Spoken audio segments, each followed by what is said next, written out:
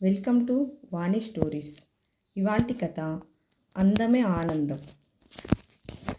మనోహర్ పార్కులో వాకింగ్ ప్రారంభించేటప్పటికీ జనం పలుచగా ఉన్నారు. రోజు అతను ఆనందంగా తన అస్తిత్వాన్ని తానే గమనించుకుంటూ గడిపే సమయం ఆ పార్కులోనే. వాకింగ్ పూర్తి చేసుకొని రోజూ కూర్చునే బొగడ చెట్టు కింద బెంచ్ మీద కూర్చున్నాడు. లేని నిశ్చల ఆనందంలో ఉండగా ఎప్పుడు వచ్చి కూర్చున్నాడో అతని మిత్రుడు నారాయణ వచ్చి కూర్చొని అతని సెల్ ఫోన్లో పాత పాటలు ఆన్ చేయడం మనోహర్ గమనించలేదు. ఇద్దరికీ ఇష్టమైన ఘంటసాల పాటలు వస్తున్నాయి. అందమే ఆనందం పాట ఇద్దరు కలిసి చాలా మాటలు విన్నారు. ఇప్పుడు కూడా అదే వస్తుంటే సైలెంట్గా వింటున్నాడు మనోహర్. అంతవరకు లేని ఆలోచనలు అందం మీదికి పోయాయి. అందం అనగానే అందమైన ఆడవాళ్లే కదా మనసుకు వస్తారు. అందమైన ఆడవాళ్ళు అందరూ ఆనందం కలిగిస్తారా అన్న ఆలోచన వచ్చి ఇదేం ఆలోచన అనుకున్నాడు.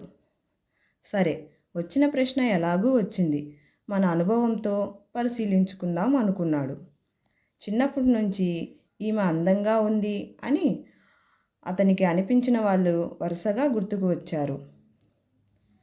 మొదట గుర్తుకు వచ్చింది రంగనాయకి. మున్సిపల్ స్కూల్లో అప్పుడు సెకండ్ ఫారం చదువుతున్నాడు. ఒకరోజు పొద్దుట మున్సిపల్ ఆఫీస్ బండ్రోత్ ఒక అమ్మాయిని వెంటబెట్టుకుని క్లాస్కి వచ్చాడు. కమిషనర్ గారి అమ్మాయండి, హెడ్ మాస్టర్ ఈ క్లాస్కు పంపారండి అన్నాడు అప్పుడు క్లాస్లో ఉన్న తెలుగు మాస్టర్తో. ఆయన హడావిడిగా మొదటి బెంచ్లో కూర్చున్న సుబ్బలక్ష్మిని వాళ్ళని జరగమని అక్కడ కూర్చోమని చెప్పాడు ఆ అమ్మాయితో. ఆయన ఆమె పేరు అడిగినప్పుడు అందరికీ తెలిసింది రంగనాయకి అని. ఆమె రాగానే వచ్చిన సెంటు వాసన మగపిల్లల బెంచ్లో మొదట కూర్చున్న మనోహర్కి ఇప్పటికీ గుర్తే. ఆ తర్వాత చల్లారావు మొదలైన మిత్ర బృందం అంతా కలిసి అంతవరకు అమ్మాయిలకు ఇచ్చిన ర్యాంకింగ్స్ మార్చేసి మొదట ర్యాంకు నుండి కుసుమను తొలగించి రంగనాయకికి ఇచ్చాడు. ఆమె అందం అందరినీ అంత ప్రభావితం చేసింది. కానీ మనోహర్ దృష్టిలో ఆమె అందం విలువ కోల్పోవడానికి ఎక్కువ రోజులు పట్టలేదు. ఆమె ఖరీదైన పెన్నులు అవి క్లాస్కు పట్టుకురావడం, మిగతా వాళ్ళకి చూపించడం జరిగేది. ఒకరోజు పార్కర్ పెన్ అని క్లాస్కు తెచ్చిన పెన్ ఇంటికి వెళ్ళే సమయంలో కనపడకపోతే మాస్టర్లకి కంప్లైంట్ చేసి మిగతా వాళ్ళని ఇంటికి వెళ్ళనీయకుండా చాలా హడావిడి చేసింది.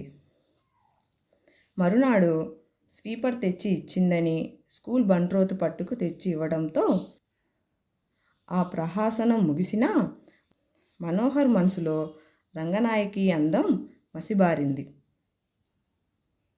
ఆ తరువాత అతని పెళ్లి వయసు వచ్చేదాకా చాలా అందంగా ఉన్నవాళ్ళు నలుగురు ఐదుగురు తారసపడ్డా అందరిలోనూ ఏదో ఒక సందర్భంలో అతనికి నచ్చని లక్షణం బయటపడటంతో అమ్మాయిని ఎంచుకోవటంలో అందానికి ప్రాముఖ్యత తగ్గింది. ఆ 5-6గురిలో అతనికి తరచుగా గుర్తుకు వచ్చేవాళ్ళు డిగ్రీ క్లాస్మేట్ కరుణ, మిత్రుడు నారాయణ వదిన గారు శ్యామల. కరుణ చాలా అందగత్తె. చాలాసేపు మేకప్ చేసుకుని వచ్చేది కాలేజీకి. తాను అందగత్తెనని తనకి తెలుసు. అక్కడితో ఆగితే పర్వాలేదు. ఎంతసేపు తన అందాన్ని మిగతా వారు గమనిస్తున్నారా లేదా అనేది స్పష్టత అయ్యేది. అదే మనోహర్కి నచ్చేది కాదు. ఇక నారాయణ వదిన గారు శ్యామల గారి గురించి నారాయణ ద్వారా తెలిసిందే. ఉమ్మడి కుటుంబంలోకి వచ్చి తన శరీరం కష్టపడిపోతుందేమో అన్నట్లు, ఇంట్లో అందరూ ఆమె సేవకే ఉన్నట్లు ప్రవర్తన. వేరే కాపురం పెట్టుకోమని నారాయణ తండ్రి చెప్పేదాకా వచ్చి వేరే కాపురానికి మారాడు అతని అన్న కామేష్. తనకు తెలిసిన కొద్దిమంది అందమైన వాళ్ళతో ఇలా జరగడం వల్ల అతనికి ఎక్కడా అందమైన వాళ్ళని చూసినా దగ్గరగా తెలిస్తే వీళ్ళు కూడా అంతే కదా అనుకునేదాకా వచ్చింది. నారాయణ పెట్టిన పాట ఆగిపోవడం, మనోహర్ ఆలోచనలు ఒకే మాటు ఆగాయి. దీనికి కారణం మనోహర్ దృష్టి ఎదురుగా వస్తున్న ఒక అందమైన యువతి మీద పడటం. ఆమెను ఎప్పుడూ ఈ పార్కులో చూడలేదు. ఆమె వెనకాల నడిచి వస్తున్న 5 ఏళ్ల పిల్లవాడు ఆమె కొడుకేమో అనుకున్నాడు. వాళ్ళిద్దరూ వీళ్ళు కూర్చున్న బెంచి దాటి ముందుకు వెళ్ళేదాకా చూశాడు. చాలా అందంగా ఉంది కదూ అన్నట్టు చూశాడు మనోహర్ నారాయణ కేసి. నీకు తెలుసా అన్నాడు పైకి. లేదు, నేను ఎప్పుడూ చూడలేదు అన్నాడు నారాయణ జవాబుగా. ఆపేశావేం, పాటలు పెట్టు అన్నాడు మనోహర్. యేసుదాసు పాడిన జానకీరమణ అన్న పాట శుద్ధ సీమంతిని రాగంలోది పెట్టాడు నారాయణ. ఆ పాట మనోహర్కి ఇష్టమని అతనికి తెలుసు. కళ్ళు మూసుకొని వింటున్నాడు మనోహర్. స్వరప్రస్థానం తారాస్థాయిలో ఉండగా అమ్మా అన్న ఒక పిల్లవాడి అరుపు విని హఠాత్తుగా కళ్ళు తెరిస్తే వాళ్ళకి దగ్గరగానే ఇందాక వాళ్ళ ముందు నుంచి వెళ్ళిన ఆవిడ కొడుకు కాబోలు పరిగెత్తుతూ వచ్చి పడ్డాడు. వీళ్ళ ఇద్దరూ అక్కడికి వెళ్ళి పిల్లాడిని లేవతీశారు. ఇంతలో తల్లి పరిగెత్తుకు వచ్చింది. నారాయణ ఎత్తుకున్న పిల్లవాడు కోసుగా ఉన్న ఏదో రాయి తలకి గుచ్చుకొని కళ్ళు తేలేశాడు. ఆ క్షణంలో కొడుకును చూసిన తల్లి తల్లడిల్లిపోయింది. ఆ క్షణంలో ఆమె ముఖంలోకి చూసిన మనోహర్ ఆశ్చర్యపోయాడు.